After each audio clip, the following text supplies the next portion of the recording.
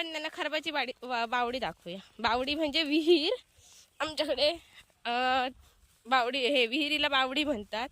तर इकडे एक फेमस विहीर आहे एकच. इथे पूर्ण ह्याच्यामध्ये शेतीमध्ये एकच विहीर आहे, त्याला आम्ही खरबाची बावडी म्हणतो. तर मी तुम्हाला ती दाखवते. आता सुकली असणार, पावसाळ्यात फुल भरते. इथून आपण जाऊया. आणि इथे ना पूर्ण पाट असतो, इथे पूर्ण पाणी असतं.